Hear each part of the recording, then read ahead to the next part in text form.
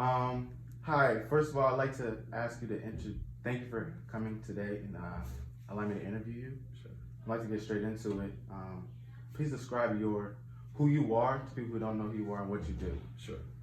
Well, my name is Reverend Delman Coates. I'm the senior pastor of Mount Enon Baptist Church in Clinton, Maryland, but I also hold many hats. I'm also the founder of the Black Church Center for Justice and Equality. It's a public policy think tank and advocacy group for progressive-minded churches and faith leaders, African-American faith leaders.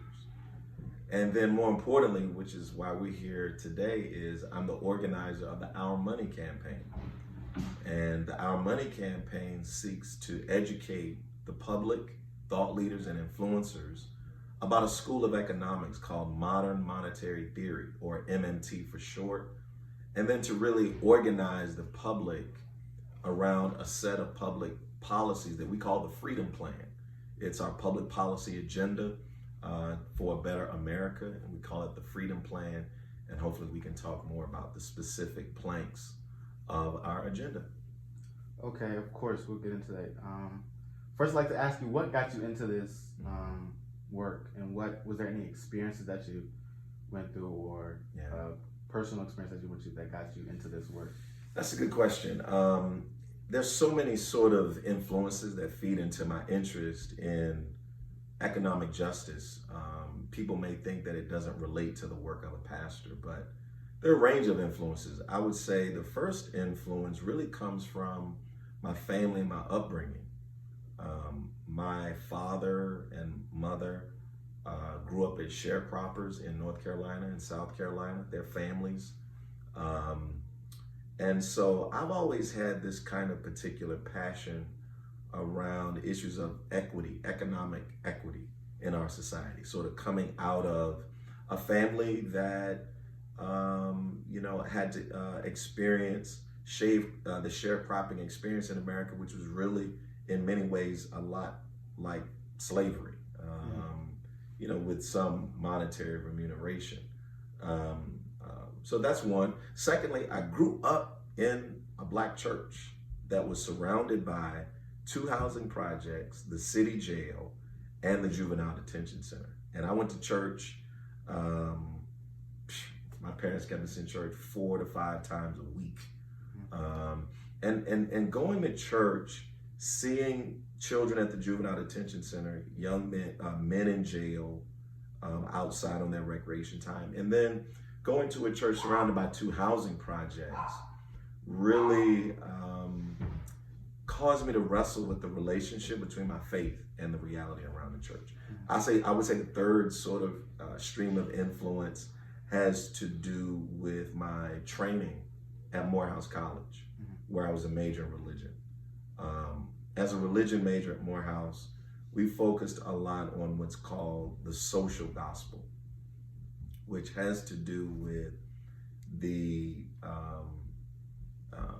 what we call the prophetic dimension of our faith and how we relate our faith to addressing issues of justice and inequality in the world.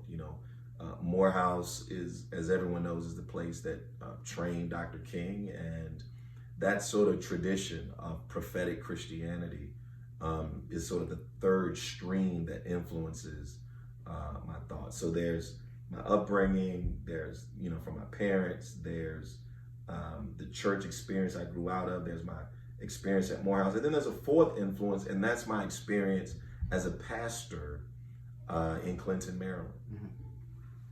Now, this recent work around economic justice really begins for me around 2008, when the world, the global economy, is experiencing this global financial crisis. You may not recall a lot about this, but at that time, the economy was in shambles. Banks and financial institutions were going belly up. Big insurance companies and hedge funds were going belly up. And many homeowners were being foreclosed on. And our church helps families who are on the verge of being thrown out of their homes. In around 2008, I noticed an uptick in the families that were coming to the church for financial assistance due to foreclosure. And that started me on this journey of trying to understand what was happening in our economy. Why were so many families who bought into the American dream? These were families that really did everything the right way, right? These weren't people who were being irresponsible financially, and yet they were being put out of their homes. At the same time, I was turning on the television, seeing bankers being bailed out. Mm-hmm. So there was this image of bankers being bailed out and homeowners being put out. And that seemed to me to be a moral crisis. So that's the fourth stream. And then there's a fifth, and I promise you it's the last. Okay. The fifth stream of influence has to do with my introduction to a field of economics and financial education that I had no knowledge of all of my life. And that's modern monetary theory. Now, most people, when they think about financial literacy and financial education, they think about what we call microeconomics. They think about how they can be financially responsible at the household level, in your personal finance. And there are a whole host of courses and classes that teach people how to balance your checkbook and how to develop a budget and how to stay within your budget. But one of the things that's really missing when it comes to financial education is understanding macroeconomics. So we have micro that deals with the household level, personal finance. But then there's the macroeconomic education that has to do with how our economy works at a broader level. And I got introduced to a field of a school of economics called modern monetary theory, which educated me about how our economy works in ways that totally blew my mind. That is really quite unconventional from an economics profession, and really gave me a lot of hope about what we need to do to make our world a fairer place, a better place, a more inclusive and equitable place for all people. It's the missing link. It was the missing link for someone such as myself, I think even for the public, who's concerned about the huge wealth disparities in our country, who's concerned about poverty and inequality, that we have people in America who are working 40 to 50 hours a week but are still poor and struggling. People that I pastor and that I care about. And so MMT, or modern monetary theory, for me is an understanding of our economy that every American, every person, every young person needs to know about and understand. And so I'm passionate about educating the public, thought leaders, policymakers, civil rights leaders, faith leaders, Black Lives Matter activists, and the public about something that's really key if we want to eliminate the disparities that we face in our society on issues of public education, healthcare, employment, our environment, mass incarceration, criminal justice reform, etc. So those are sort of the 5 influences that led me to where I am. It's a great 5 to get you started into this business. You talked a little about the Our Money campaign. Mm-hmm. I'd like for you to elaborate on the campaign and what the mission of the campaign, what you're hoping to get from or to change with the Our Money campaign. Well, the Our Money campaign was born out of our church. We launched it in May of 2019. Our website is ourmoneyus.org.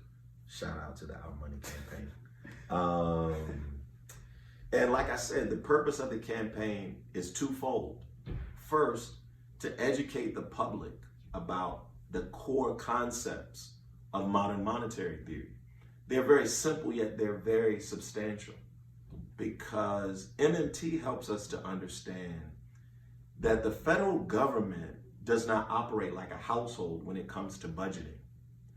In your home, in your personal finance, you think that you need revenue first in order to spend, right? If you want to get some clothes or go shopping or get food, you got to have a stream of income coming in first. Mm-hmm. And conventional economics assumes that the federal government, that the ability of the federal government to spend works the same way, like a household. There's a legacy for this. But modern monetary theory and the range of economists who on our advisory council. People can find our advisory council on our website. Help us to understand the federal government is not a currency user like an individual. Yeah. They're the currency issuer. They create the currency. And so they don't need revenue first in order to spend. If we go to war, if we need a stimulus package, which Congress is debating a stimulus right now, if we need stimulus infused into the economy, the federal government doesn't have to tax people to generate revenue in order to spend. It can just create the money for public priorities. And lastly, MNT helps us to understand that the way the federal government creates money is when it deficit spends. That deficit spending is good for the public. It's not a negative, as we've been told. That deficit spending is the way that the federal government puts money in circulation for public priorities. And so understanding those core concepts were really key. So we want to educate the public, the average citizen, your neighbors, your classmates. We want to educate clergy. I'm working with entertainers, rappers, people who are trying to use their platform to bring about social justice, faith leaders, all kinds of influencers, journalists we're working with to educate them about these core concepts. Then what we're doing is we're organizing the public around a public policy agenda that is informed by these concepts. Because once you understand that the federal government is not constrained by revenue when it comes to spending, right? You understand what I'm saying when I mean constrained by revenue? I believe so. All right, let me help give you an example. If you were to say to me, Dad, I want to go school shopping to get some clothes for school, I'm going to give you a fixed budget. I'm going to say, here's $500, $1,000, whatever. I'm going to give you a fixed budget. And the reason I'm giving you a fixed budget is because I have fixed means. Yeah. I don't have an unlimited budget, right? And you have to operate within the constraints of the fixed budget that I give you. Mainstream policymakers and economists assume that the federal government is limited like that as well because it needs revenue in order to spend. Yeah, so when it thinks about how to create jobs, to priorities for public schools, healthcare, the clean water, the environment, people talk about a Green New Deal, it assumes, well, we only have a limited budget to work with. Yeah. And so there's only so much money to go around.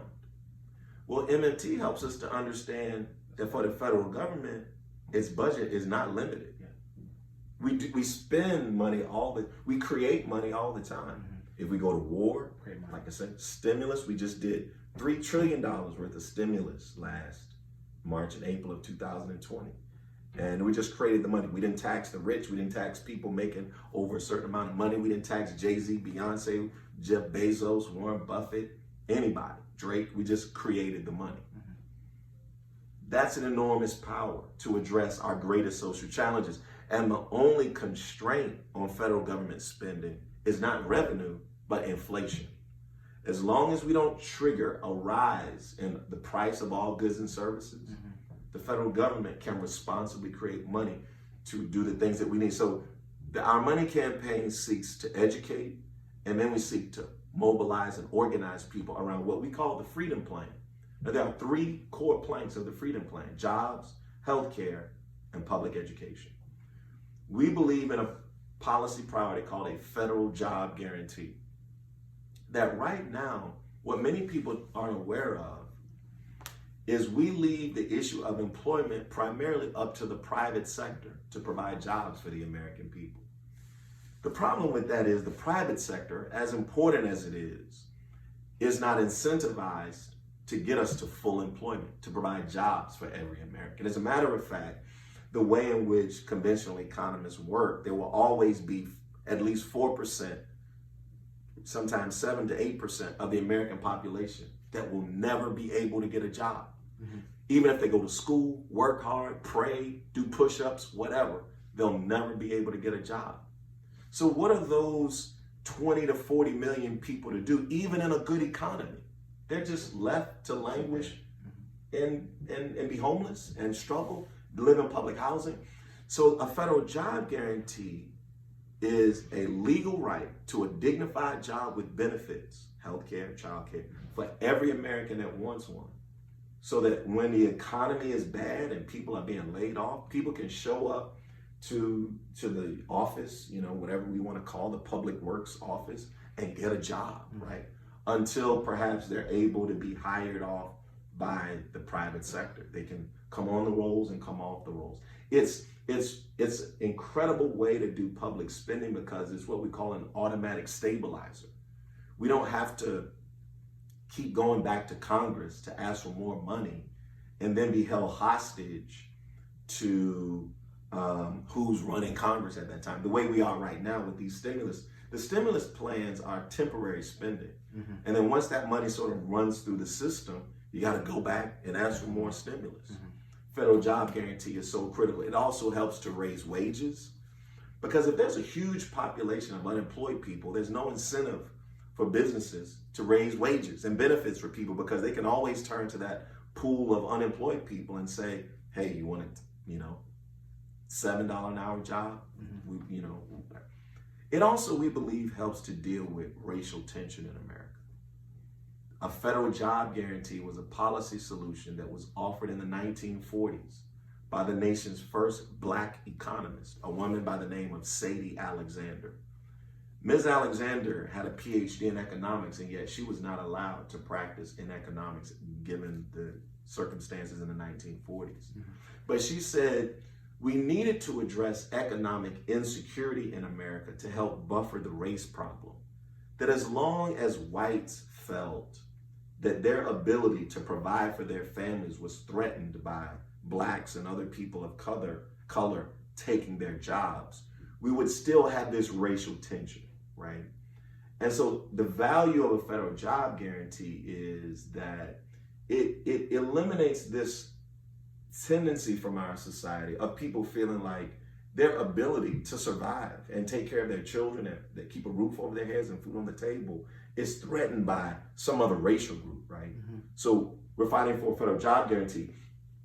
Secondly, the second policy we're fighting, and under a federal job guarantee is a Green New Deal and state and local infrastructure spending.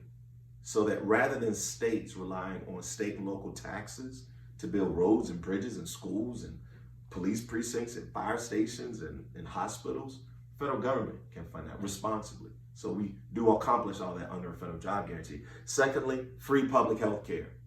In a country like ours, we should have free public health care for every American, right? Who desires to have public health care. And we can afford it because the federal government has the power of the public purse.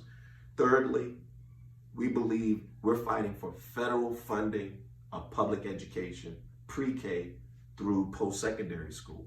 So that rather than public education being funded by state and local taxes, which 90% of public education right now is funded by state and local taxes, that's always going to give us a two-tiered system in America.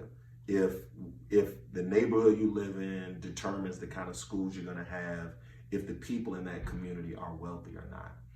We're saying rather than fund public education through state and local taxes, because states and municipalities or cities and counties, they don't have monetary sovereignty to create money. So they have to rely on taxes. But the federal government does not. The federal government can create money for this public schools and pay teachers more, right? It has that power. So those are the 3 planks that we're really pushing for. We call that the Freedom Plan, an agenda for a better America. We're asking people to go to our website, ourmoneyus.org. The plan is on there. And soon in May, we're going to start organizing across the state of Maryland, organizing around the country around the Freedom Plan, asking people to make these priorities the basis upon which you engage your member of Congress.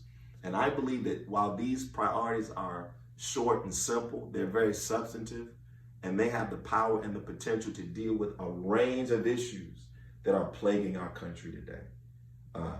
Social unrest, racial tension, income inequality, poverty, the disparities that we see in our society between public schools in wealthy communities, perhaps in some instances predominantly white communities, versus poor minority schools.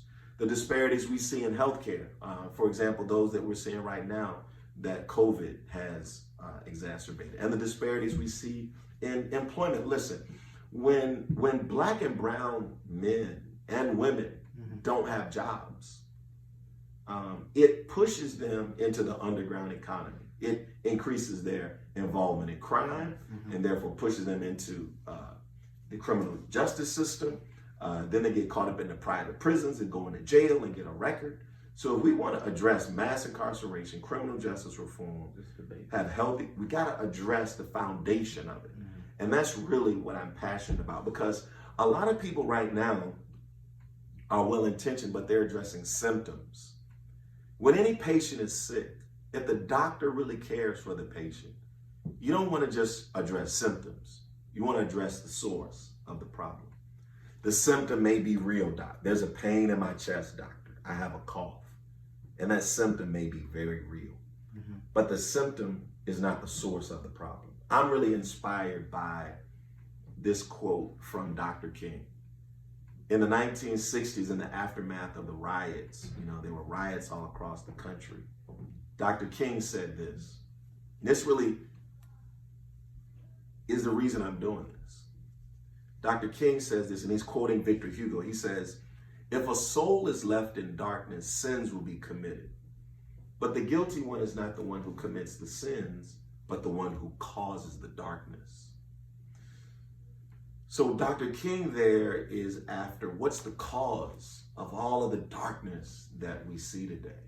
And rather than focusing on these individual sins, these individual symptoms, we have to look at the root cause.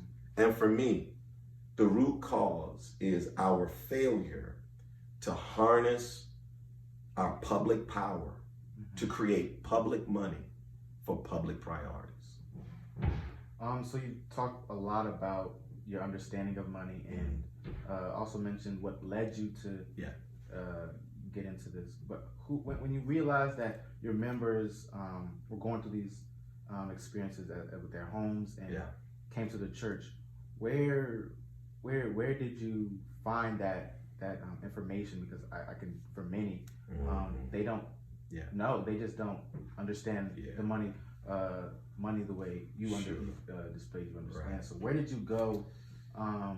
Where were you to attain this information about the understanding of money? And first, actually, it started with my faith, because in the major Abrahamic religions, Judaism, Christianity, and Islam in particular, I know as a historian of religion, my PhD is in religion.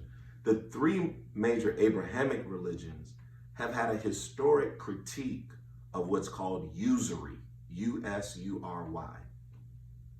Now, usury has come to mean the charging of excessive interest, like loaning people money and then charging them exorbitant interest. It's come to mean that. But historically, usury was referred to as the unjust manipulation of money. The unjust manipulation of money. It was a much broader concept, right?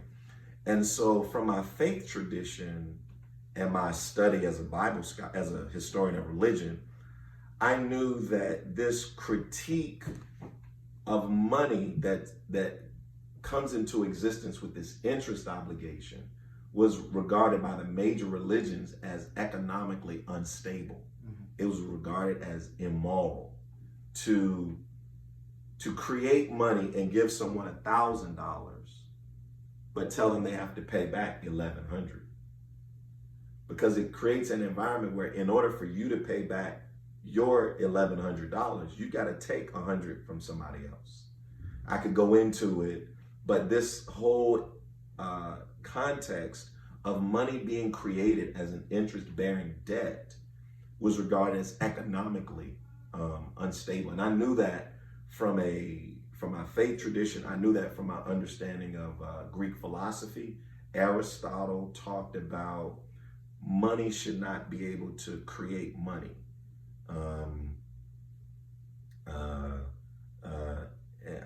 as is in our current economic order. See, what many people don't realize is that 90%, over 90% of what we think of and use as money in our society is credit money. It's not tangible. It's debt money.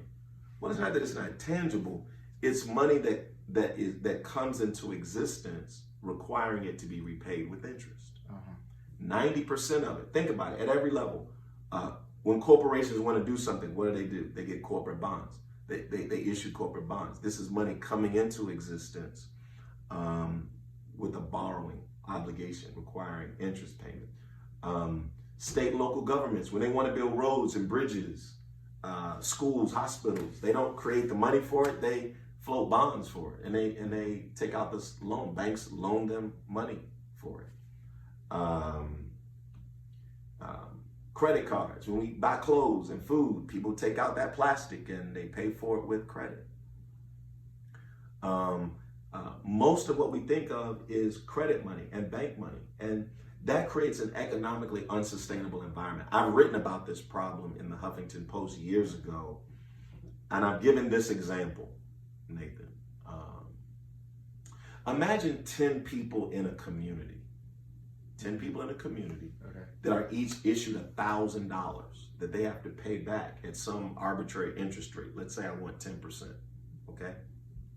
10 people that are each given $1,000. Well, there's $10,000 in their money supply, right? $1,000 for 10 people, right? But they owe me, the money lender, back $11,000. You got that? Yeah. So those 10 people are going to try to work. They're going to cut grass, cut hair, babysit, cook, to try to make the money to pay back me, right? But somewhere along the line, some of those people are going to be unable to meet their obligations, because in order for you to meet your obligation, you got to figure out how to get $100 from the other 9 people. And in order for the next person to meet her obligations, she's got to figure out how to get $100 from some of the other people. Well, over time, some of those people are going to be unable to meet their obligations. And it's not because they're lazy, dumb, uneducated, don't have the right faith, whatever. It's because they've been forced to figure out how to survive in a context predicated on insufficient money in their money supply, right? And so I tell that illustration to illustrate the way in which relying on private lending for money rather than relying on public spending for money, because that public money doesn't require interest. See, that's the difference. The average American works 40 to 50 hours a week to pay interest on borrowed money. Your mortgage, your school loan, your credit cards, the taxes you pay are going to pay taxes on borrowed state and local bonds. Most of our labor and working is going to pay interest on borrowed money. And it has the effect of siphoning the wealth of the public into the pockets of the financial sector. You go to work to pay interest on your credit card, on your mortgage, on your car note, on your school loan. So what we're saying is, it is better and more sustainable to have a society that relies on money created through public spending rather than having money created through private lending. And I learned that from my faith, my understanding of, Aristotelian and Greek views on money in antiquity. I read different books about the Federal Reserve. That kind of started me on understanding the history of the creation of the Federal Reserve. And while our campaign is not an anti-Fed campaign, I sort of started, reading books about the history of the Federal Reserve System. And there are many books on that. And I started reading books around the science of money, which is a thick 700-page book by a man named Steven Zarlinga. I met him about 18 months before he died. He had a particular perspective on the history of money, but I found it very interesting. And then over time, I started doing deep dives into modern monetary theory after being exposed to it. There's a very good book that I recommend for everyone, even college, high school seniors. It's called The Deficit Myth. The Deficit Myth is written by economist Stephanie Kelton. She's on our advisory council of the Our Money campaign. And last year wrote what I think is a very good, accessible book that educates people about these macroeconomic issues that affect us every day. Mm-hmm. As we wrap up, I want to ask you, do you feel like the understanding of money should be something that's taught in school, whether that's college, late high school years, or do you feel like this is something that person should just experience on their own and understand it as they grow and as they experience this thing? Or do you think there should be some system put in place where students, depending wherever they might be, attain information, whether it's at a high level or not? Very good question. The tragedy is that while money affects our everyday lives in just about every facet, most Americans, not just students, adults, are totally misinformed, uneducated, and ignorant of money at a household level and at a macroeconomic level. Some have said that this is intentionally done to keep the beneficiaries of the current order in power, right? To keep the public misled about how the mechanics of money works in society. And so there's no question that there needs to be education, tremendous education. You should not graduate from high school and not know, not just, basic stuff about how to balance a checkbook, about how to put together a budget, about how the stock market works, about how to invest and save for the future. Those about the importance of insurance and life insurance. Every young person needs to be thinking about, let me get a life insurance policy at 18, because it's going to be cheaper at 18 than waiting till you're 28 or 38 or 48. Let me get a good life insurance policy, and rather than spending money on shoes and slides, and stuff like and new phones, and we need to be educated about money. Those are microeconomic. Those are basic microeconomic items, and then we need to be educated about issues of macroeconomics in grade school, in secondary school. You should understand issues of how the economy works. What we call fiscal policy and monetary policy, basic elements of macroeconomics. There's no question about it. When you graduate from high school, it's going to make you a more informed person. You have to vote for politicians who are talking about their proposals. And if you really don't understand how to deconstruct and understand the things that they tell you, you just say, well, I guess that sounds good. He or she has a nice suit on. They seem like they're telling the truth. I don't know. So we need to have a more educated population today in schools, mosques, synagogues, and churches. Can play a critical role in helping educate people, and what you're doing today. We've talked about a lot. I feel like we can go on and on about this topic, but I want to ask before we close, is there anything that you wish that I had asked or gone over, mentioned that you have not talked about yet? Yeah. Well, I think I would close by talking about the power of one. We oftentimes think that there has to be a movement, a collective of a lot of people in order to make progress.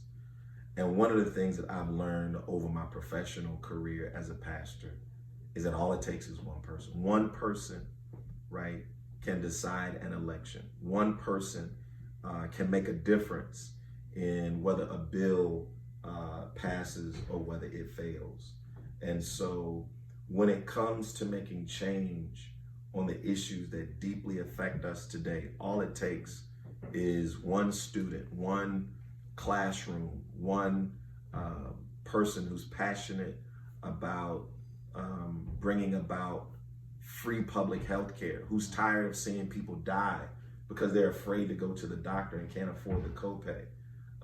All it takes is one person who's sick and tired of seeing the disparities in schools in our area, in our metropolitan area, where you go to some schools and campuses and they look better than some colleges. Mm-hmm. And you go to some schools and you're afraid to drink from the water fountain.